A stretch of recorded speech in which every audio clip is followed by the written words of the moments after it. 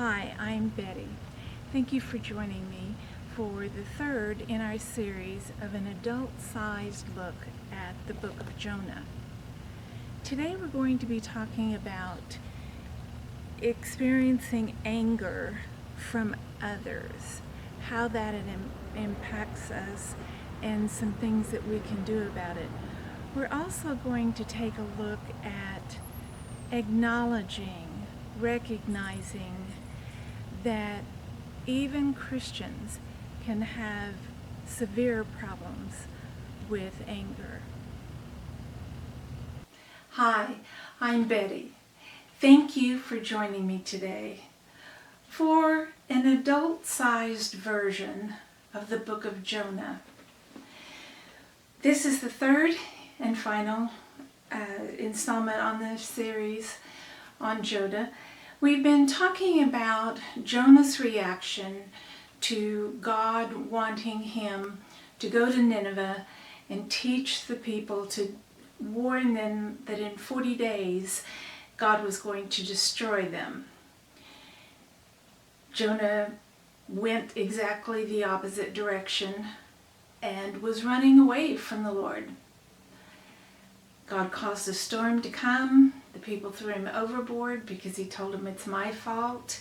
And as soon as they threw him overboard, everything was calm. God provided a big fish to swallow Jonah. He was in that fish for 3 days, and he finally came to his senses and prayed to God. And God had the fish vomit him up onto the beach. Then God told him again, go to Nineveh and tell them that in 40 days I'm going to destroy them. This time, Jonah did what God wanted him to do. But as we start in chapter 4, we find out that Jonah wasn't happy about it. He still didn't agree with God. But Jonah was greatly displeased and became angry. He prayed to the Lord, "Oh Lord, is this not what I said when I was still at home? That is why I was so quick to flee to Tarshish, because I knew that you are gracious and compassionate. You're slow to anger, and you abound in love. You are a God who relents from sending calamity." Okay, those were all right. So why was he angry? He said, "Now, O Lord, take away my life, for it is better for me to die than to live." What in that gave him a reason to want to die? It's because he didn't get his way, mostly. He was angry with God because he wanted revenge on those people. He did not want forgiveness. He did not want repentance. He wanted revenge. His heart was not in the right place. He was angry with God because God didn't do what he said. But the Lord replied, "Have you any right to be angry?" So Jonah went out and sat down at a place to the east of the city. There he built a little shelter to get him out a little bit out of the sun. And he had his eyes on Nineveh, and he was watching to see what happened, hoping that the people of Nineveh would change their minds and go back to the way they were doing things before Jonah talked to them. So God caused a plant to grow up that was very leafy and shaded him And then Jonah was he was pretty happy about that. He was comfortable, a little more comfortable now, and he could just sit there and still watch Nineveh and see what they were going to do, if they were going to keep worshiping God. But at dawn, the next day, God sent a worm to eat that plant. Jonah didn't have that plant any longer. So he, in the heat and the sun, he grew faint and he said he wanted to die. It would be better for me to die than to live. You made a shelter that gave you some shade. Well, in addition, God sent a plant to grow up and give you some shade. And now it's gone. So why are you angry again? You had, for a while, more than what you had before. There's a lot of things that are difficult to understand Jonah's attitude, although we probably get that way sometimes ourselves. But God provided this scorching east wind and sun blazing on Jonah's head to the point that he grew faint. And he said, it would be better for me to die than to live. What about all of these events put together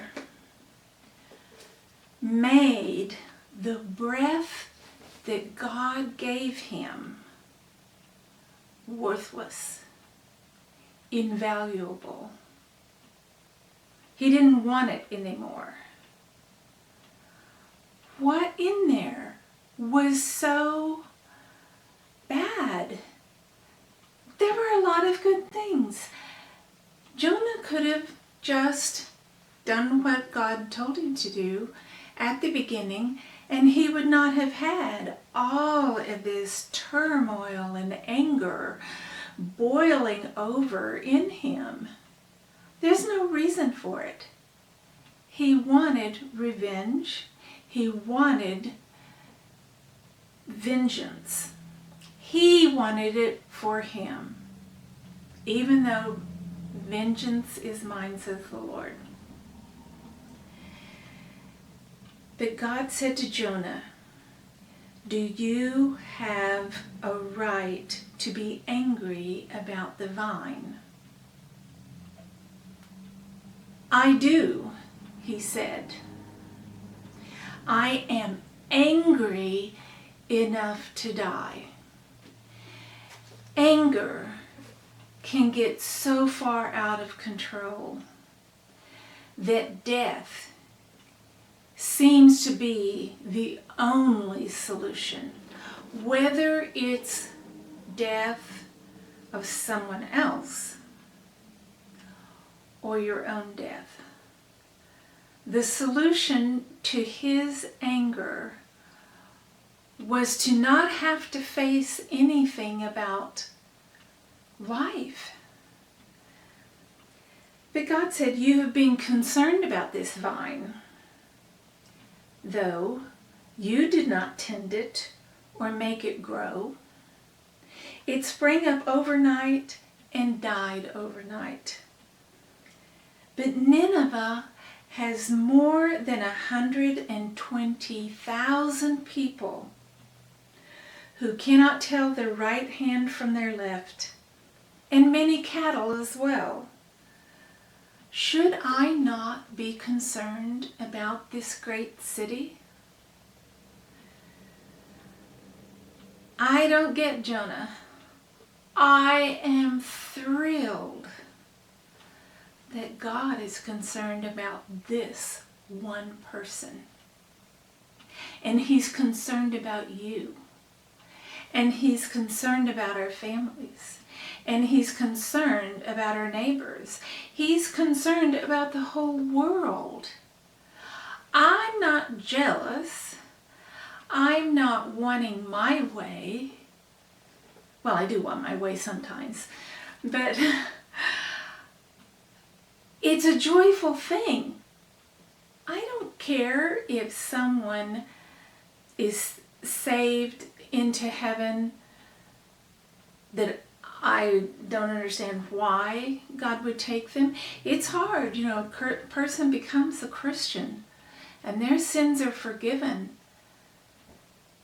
Sometimes they didn't have to pay much of a penalty for those sins, but they still have forgiveness just as much as today. If I have a hateful thought about someone, I can get forgiveness for that. We're both forgiven.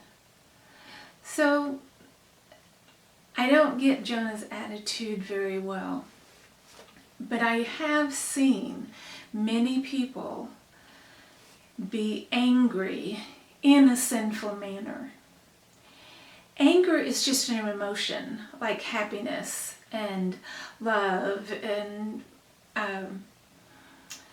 revenge and that sort of thing. It's a way we feel. So we have anger. It can cause our blood pressure to rise. It can cause us to get red in the face. It can cause a lot of things. Anger is good if we are watching something on TV where human traffickers have been caught and people's lives have been saved and they've returned to their homes. Being angry about the human trafficking is okay to feel. It's okay to feel that way. That's a very bad thing. It's what you do with your anger that is wrong. Through the Bible, God has had people that didn't agree with him totally on the plan.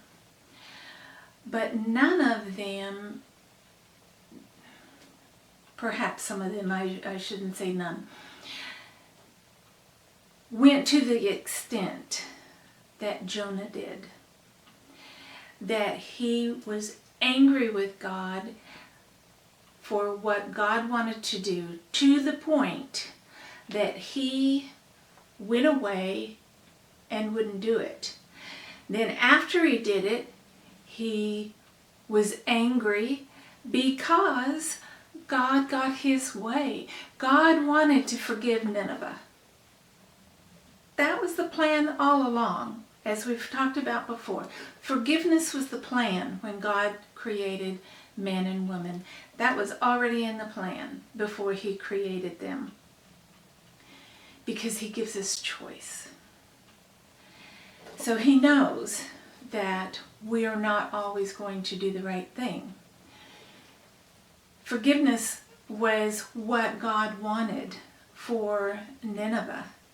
He was hoping that they would return or turn to him. That was the plan. And he got it. It worked. They listened to him by Jonah coming in. But Jonah didn't want it. And that made him angry when it happened. A lot of times, we either let our anger get out of control, or perhaps we are angry at the wrong people, the wrong things, or our anger is misplaced, or we are angry just because we want something and we're not getting it. Things like that. There's a lot of reasons to be angry. And I know a lot of times people get angry, for instance, teenagers. It's real easy for teenagers to get angry because of a decision of the parents. The teenager does not have the perspective of the parents. They don't have the responsibility that the parents have. They don't always understand it. Parents aren't always right or doing the most appropriate thing, but they still have to answer for that and be responsible for those decisions. A lot of times we just need to step back and pray and ask for guidance. So what do we do though when other people are angry and their anger is affecting me? Sometimes on the job, you're not the one that made the mistake, but you catch the heat for it. And it's pretty hot temperature. Or someone is mistaken. They think you did this and you didn't. There's a lot of different ways. Sometimes we don't know how to handle our emotions. I know of some different people that had to go to anger management classes, had to go to it, had to pay for it for a whole year. And one gentleman told me, it helped me so much. I learned how to handle things when I was angry, what to do about that anger. So sometimes we need that. Some situations are like that. Today, I would like to touch upon a form of anger that far too many people experience. Often, we don't want to acknowledge that it exists, or maybe we don't think it would exist if someone is a Christian. Not all Christians are as far along in their journey as we are, or we hope we are. Some of them, I like to say, the church is a hospital. We're all in need of healing, and some people need it very badly. They won't admit it and they won't get it. But what I want to talk a little bit about is anger in a marital relationship, perhaps in a dating relationship, or if you're living together and things happen. Quite often, the person who acts out is just fine until you get married. Then they figure they can do whatever they want. Especially in the church, we are blind often to the very thought that that could happen. I personally know of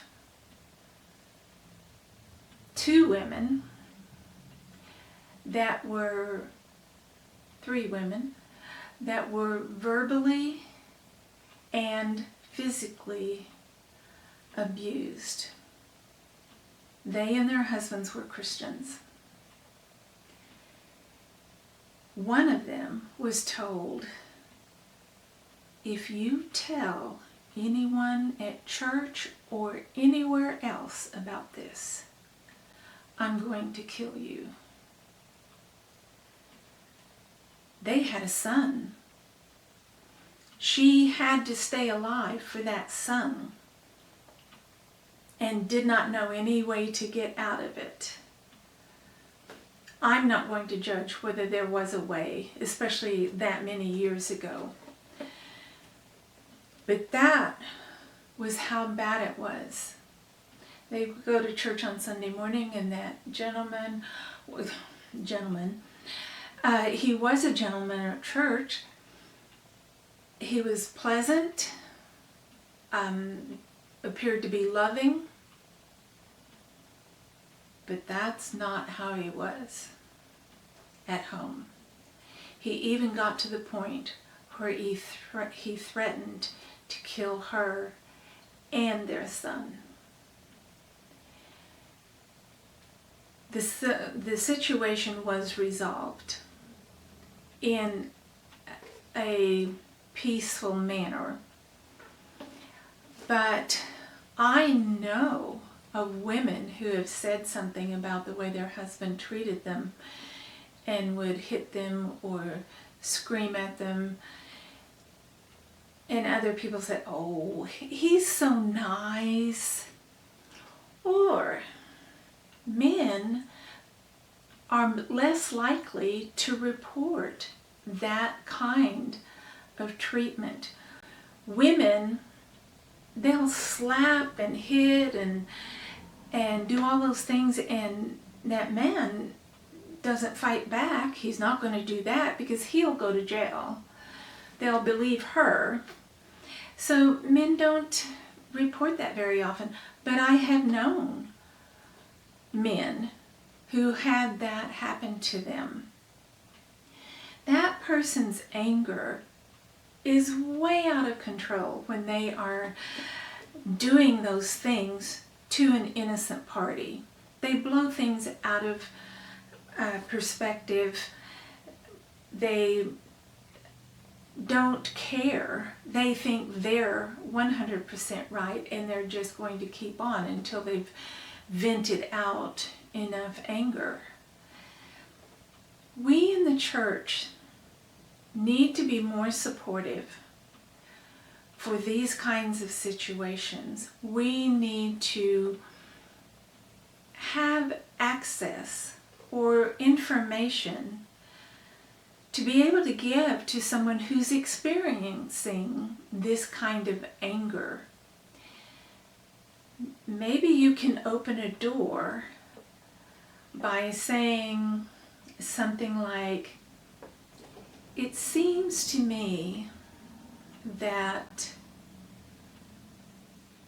you are a different person when I call you on the phone." Or sometimes the conversation ends very abruptly, and I'm concerned about your welfare.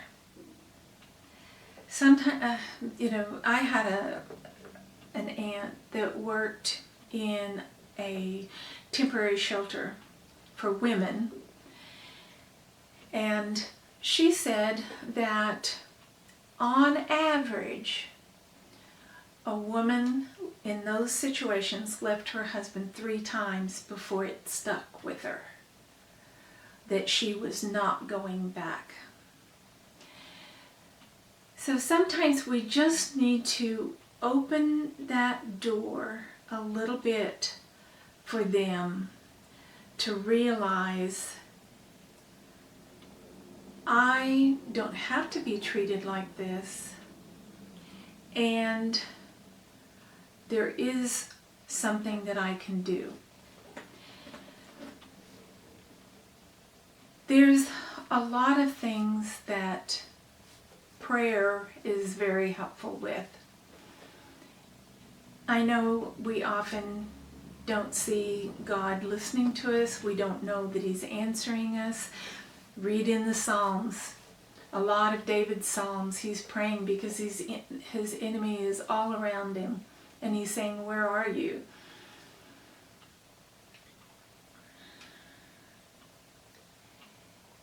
There are ways to take care of these situations. Some of them are very dangerous. I know a woman whose son was a police officer and was killed answering a domestic violence call. The most dangerous call they can answer. We need to have our antennas up, and as a church, acknowledge that everyone has issues or problems. Some are more difficult to solve or to grow through, but that the church is there to help them find professional help.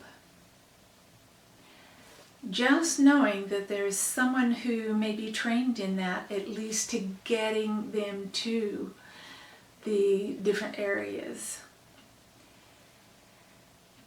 We also can pray for the people who are doing these things, that they come to see their reactions and their uncontrollable rage can be controlled. There are things that we need to recognize that are threatening moves that people don't realize. Throwing dishes against the wall and breaking them, that's a threatening move. You're trying to intimidate someone by doing that. Swinging a bat around or driving the car recklessly.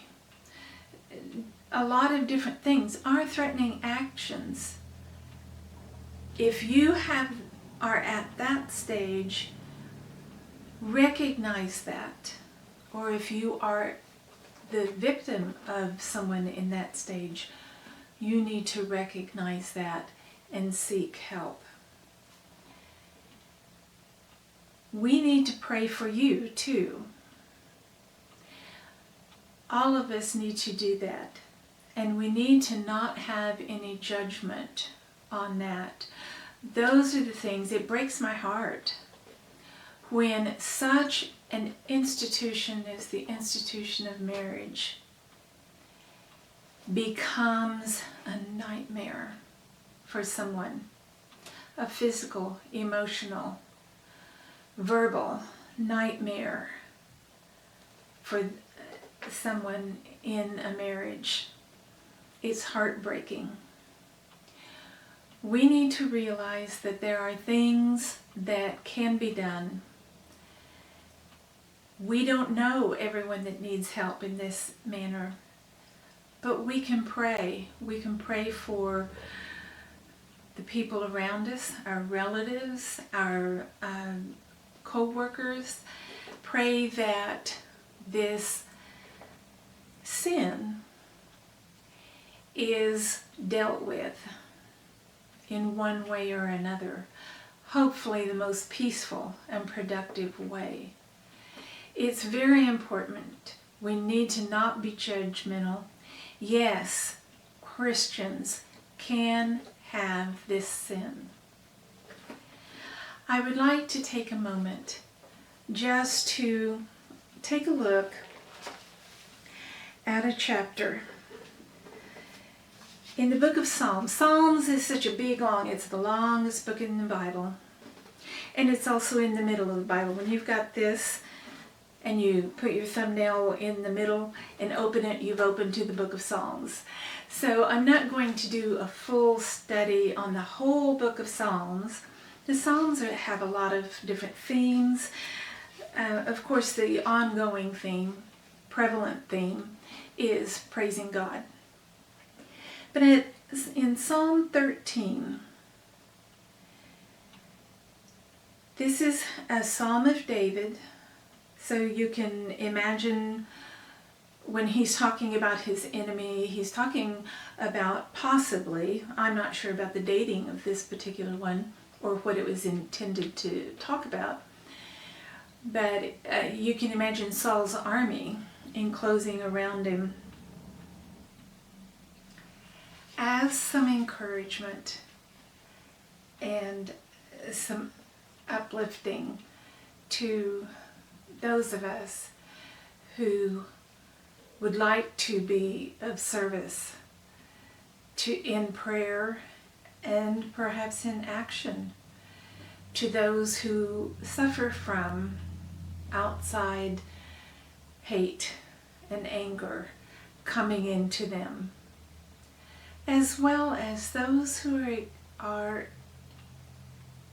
angry to that point where their anger is out of control.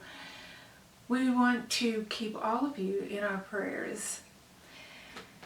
In Psalm 13, David wrote, "How long, O Lord, will you forget me forever? How long will you hide your face from me? How long must I wrestle with my thoughts and every day have sorrow in my heart? How long will my enemy triumph over me?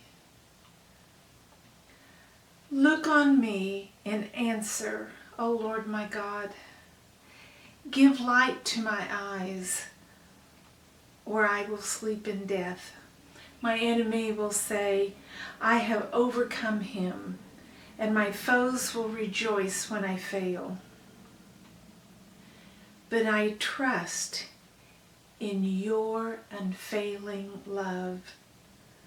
My heart rejoices in your salvation. I will sing to the Lord, for he has been good to me."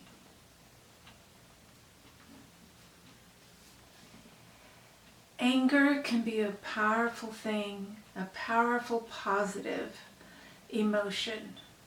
It can also be a destructive emotion. If you have any advice, any information, or say a contact or whom you should call first in the case of an event, please include that in our comments so that we might have that information and have it handy if we need to use that, or if someone who's watching needs that information. I thank you immensely for spending this time with me. I appreciate every like, share, subscribe, comment, and every time you ring that bell. Let's keep the word going out.